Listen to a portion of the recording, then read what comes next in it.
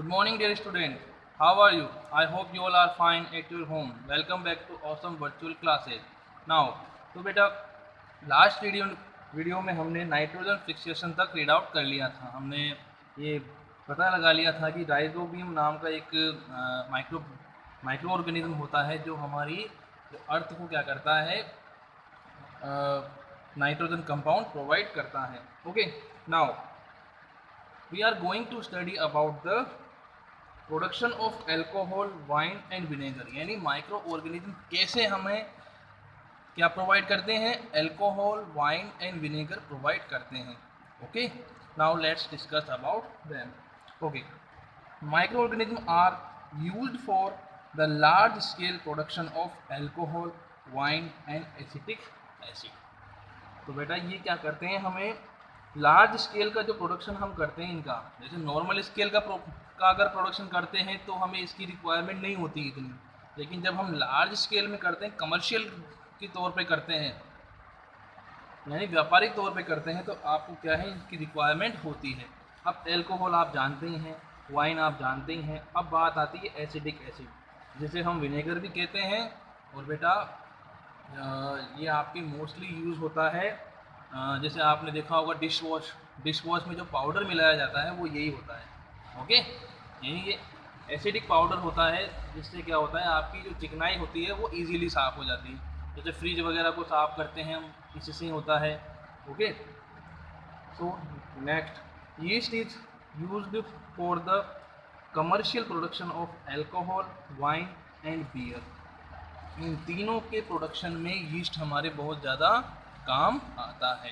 Okay, for this purpose, इस बात की हम बात करें, yeast is grown on natural sugar present in fruit juice and grain like barley. यानी जो यीस्ट होता है, यीस्ट क्या है, जब यीस्ट क्या होता है आपके, जब नेचुरल शुगर होती है जो कि आपके फ्रूट जूस में होती है, जैसे आपने देखा होगा एप्पल जूस में भी एप्पल जूस होता है, उसके अंदर अगर यीस्ट प्रोड्यूस हो जाए तो फिर क्या बन जाता है, वो looks like a beer, fruit beer.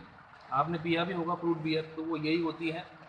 Okay, और अगर बर्ली यानी जौ बोलते हैं बेटा इसको, जौ हिंदी में, तो अगर जौ के ग्रेन के अंदर भी अगर मान लो यीस्ट प्रोड्यूस हो जाए तो वो क्या बन जाती है, आपके नॉर्मल बियर, जिससे हम लोग बियर कहते हैं। ओके, क्योंकि उसके अंदर भी अल्कोहल की कुछ मात्रा होती है, कुछ अमाउंट होता है, लेकिन थोड़ा कम होता है। ओके, इसके अलावा बर्ली के अलावा आपके वीट में एंड राइस में, इन तीनों से आपकी बियर बन सकती है। ओके, मतलब इनको क्या करना पड़ता है बेटा, पानी में डाल के सड़ाना पड़ता है काफ़ी दिन तक, और इसका जो पानी होता है लास्ट में जो बिल्कुल ऐसा हो जाता है, स्मेल से आने लग जाती है, वही बियर बन जाती है। ओके, लेकिन अगर यीस्ट हम ऊपर से नहीं डालें, उसके अंदर ही प्रोड्यूस होगा, तो फिर टाइम लगेगा बेटा। और अगर हमें कमर्शियल यूज़ में अगर काम में लेना है, जल्दी बनाना है, तो आपको यीस्ट उसमें ऊपर से डालना पड़ेगा। Okay, now yeast bring about conservation of sugar into alcohol and carbon dioxide। यानी क्या करता है ये यीस्ट, क्या होता है, शुगर को ब्रेक करके एल्कोहल और कार्बन डाइऑक्साइड में चेंज कर देता है। ये क्या होती है बेटा, एक केमिकल रिएक्शन होती है, ठीक है, जो कि रिवर्सिबल नहीं होती है। Okay, this process of conservation of sugar into alcohol is called fermentation। यानी जो ये आपका प्रोसेस है, इसे हम क्या कहते हैं बेटा, फर्मेंटेशन कहते हैं। If a weak sugar solution is exposed to the air, अगर देखो आपका जो वीक शुगर सॉल्यूशन क्या है आपके, expose to the air in the several of fronts come on the surface appear. तो आप देखते हो जो आपका जो वीक शुगर सॉल्यूशन को अगर आप ऐसे ही रख देते हो एयर में, तो देखते हो आप कि उसके ऊपर धीरे धीरे क्या आ जाते हैं, झाग जैसा गंदा गंदा सा स्मेल सा आ जाता है, जो कि उसके अंदर स्मेल भी आती है किसकी, एल्कोहल की, ठीक है।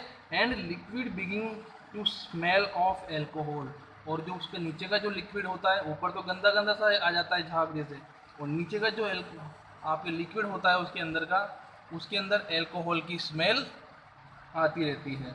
This change takes place because tiny yeast cells have settled from the air into the liquid. अब ये चेंज क्यों हुआ? क्योंकि जो यीस्ट होता है बेटा, ये आपके एनवायरनमेंट में और आपके एयर में भी होता है। तो जैसे ही आपने उसको ऐसे ही छोड़ दिया तो धीरे धीरे क्या होगा, जो एनवायरनमेंट का और एयर का जो यीस्ट है वो उसके अंदर चला जाएगा और अपनी क्वांटिटी बढ़ा लेगा और धीरे धीरे उसका फर्मेंटेशन कर देगा, okay, into liquid and have grown, और धीरे धीरे ग्रो हो जाता है। Man has used this observation to make alcoholic beverages, यानी जो पब्लिक है, जो ह्यूमन बीइंग है, वो क्या करते हैं, एल्कोहलिक बिवेयर यानी मादक पदार्थ, जो कि नशा पैदा करने वाले पदार्थ जो होते हैं उनको बनाने में काम लेते हैं, ठीक है, ओके। जैसे एरोबिक बैक्टीरिया कौन सा है आपके, एसिडोबेकर, जो कि आपके एसिड को बनाने वाला होता है, इसका नेम है बेटा Acetobacter, are used for the production of vinegar, यानी एसिडिक एसिड, यानी एसिडिक एसिड कौन सा बैक्टीरिया बनाता है आपके, एसिडोबेकर, ओके, फ्रॉम एल्कोहल, जो कि एल्कोहल से बनाता है। द फंगस, अब कौन सा fungus, aspergillus, is used for producing large quantities of citric acid which is used for soft drink industry, यानी जो आपकी सिट्रिक एसिड होता है बेटा, जो कि मोस्टली आपके लेमन जूस वगैरह इनमें मिलता है, यानी खट्टे फलों में मिलता है सिट्रिक एसिड, लेकिन हमें कमर्शियल फॉर्म में चाहिए, हमें ज़्यादा चाहिए, तो फिर आपको इस वाले बैक्टीरिया का यूज़ लेना पड़ेगा और फिर उससे क्या बनेगा, आपकी सिट्रिक एसिड बनेगा, जो कि आपके सॉफ्ट ड्रिंक जो आती है ना आपकी कोको कोला वगैरह, जो भी आपने नाम सुना हो, उनमें काम में आता है, ओके। नाउ अब हम बात करते हैं बेटा, दवाइयों में भी काम आता है, देखो कौन सा, production of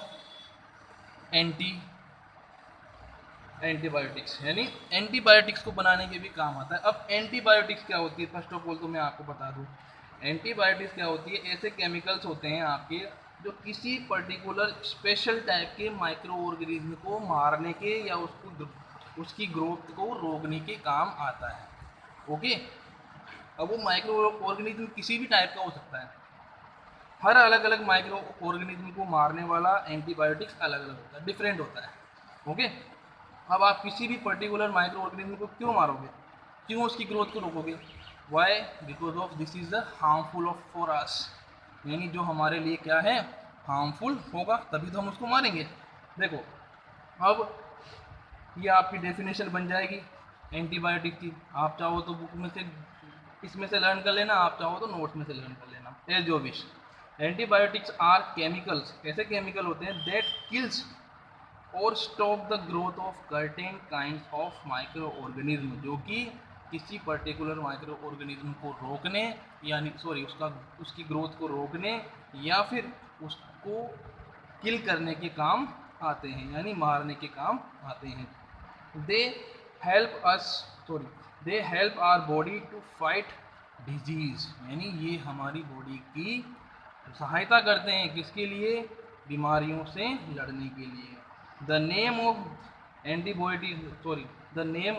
antibiotics come from two Greek word, यानी दो ग्रीक वर्ड से मिलके ये वर्ड बना है, कौन सा, देखो वर्ड्स, अगेंस्ट लाइफ, क्या बेटा इसका मीनिंग हो गया कि आपके अगेंस्ट लाइफ, यानी लाइफ के अगेंस्ट। अब लाइफ किसकी लाइफ के अगेंस्ट, माइक्रो ऑर्गेनिज्म की लाइफ के अगेंस्ट, हमारी लाइफ के नहीं, okay. Antibiotics works only against the certain form of life, यानी सर्टेन फॉर्म ऑफ लाइफ, यानी ये क्या है, सिर्फ हमारी लाइफ के लिए नहीं बेटा, ये क्या है, किसी पर्टिकुलर माइक्रो ऑर्गेनिज्म के लाइफ के अगेंस्ट काम करते हैं। इन 1929 Alexander Fleming was working on the culture of disease causing bacteria। 1929 में क्या है, अलेक्जेंडर फ्लेमिंग नाम के एक साइंटिस्ट थे, उन्होंने इन माइक्रो ऑर्गेनिज्म के ऊपर रिसर्च की, डिजीज कॉजिंग बैक्टीरिया के ऊपर, ठीक है। Suddenly he found the spore of little green mould in his culture plate. तो उन्होंने क्या है, अपनी रिसर्च थी, तो उन्होंने क्या मिला उनको कि कुछ बीज जैसे मिले उनको, स्पोर क्या है, बीज मिले किसके, ग्रीन मोल्ड के, जो कि हमारे लिए हार्मफुल थे। He observe that the presence of mould prevented the growth of bacteria. तो ये मोल्ड क्या है, इन मोल्ड की वजह से ही बैक्टीरिया का ग्रोथ होता है। इनफैक्ट अगर हम बात करें, in fact it also killed many of these bacteria. तो इससे क्या होगा कि बहुत सारे बैक्टीरिया क्या है, इससे मारे जा सकते। अगर इनको रोक लिया जाए तो बहुत सारे बैक्टीरियाज मारे जा सकते हैं। Okay, from this the antibiotic penicillin was prepared. तो उन्होंने क्या है, इसको मारने के लिए क्या बनाया, पेनिसिलिन नाम की एक एंटीबायोटिक्स बनाई और इसका यूज़ हम आज भी कर रहे हैं। ओके, सून आफ्टर, स्टार्टिंग वहाँ से हुई बेटा, उसके बाद बहुत सारी तरह तरह की एंटीबायोटिक्स बनती गई आपके। Okay, soon after antibiotics were isolated from either bacteria और फंगी। उसके बाद बैक्टीरिया और फंगी के ऊपर भी उन्होंने रिसर्च किया साइंटिस्ट ने, और नई नई टाइप की आपके एंटीबायोटिक्स बनाई गई। देखो सबसे बढ़िया है आपके, देखो स्टेप्रोमाइसिन, जो कि आप जैसे मान ली कभी कभी आपके खरोंच आ जाती है, छोटे मोटे घाव हो जाते हैं या कहीं बर्न हो जाता है, तो आप स्टेप्रोमाइसिन का यूज़ करते हैं। एरिथ्रोमाइसिन, ये भी हम काम में लेते हैं। इसके बाद टेट्रासिलिन, इसका भी हम यूज़ लेते हैं। Are some of commonly known antibiotics which are made from fungi and bacteria. Okay, जो कि फंगस और बैक्टीरिया के रूप से ही ये बनाए जाते हैं। Antibiotics are used for cure of variety of disease in human and plant and animal. ठीक है, antibiotics are used to cure a variety of disease, यानी जो एंटीबायोटिक्स हैं आपके, ये बहुत सारी वैरायटी की डिजीज में काम आते हैं, जो कि ह्यूमंस में भी होती हैं, प्लांट्स में भी होती हैं और एनिमल्स में भी होती हैं।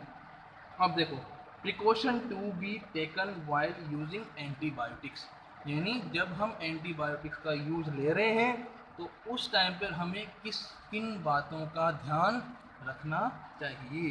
देखो कौन कौन सी है। First, should be taken only the advice of qualified doctor, यानी आप एक क्वालिफाइड, एक अच्छे डॉक्टर की सलाह पर ही इनका यूज़ करें। Must complete the entire course of prescribed by the doctor, यानी अगर आप इनका यूज़ कर रहे हैं तो उस टाइम पे अगर डॉक्टर ने आपको किसी पर्टिकुलर प्रिकॉशन का यूज़ करने के लिए कहा है या किसी चीज़ को खाने के लिए मना किया है तो आपको वो भी मानना पड़ेगा।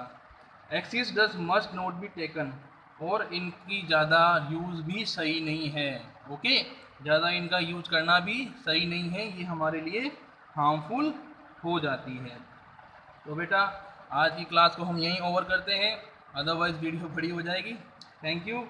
वी आर तो हम बेटा नेक्स्ट वीडियो में हम पढ़ेंगे वैक्सीन के बारे में, वैक्सीन क्या होती है, क्यों हम इसका यूज़ करते हैं। Okay, thank you.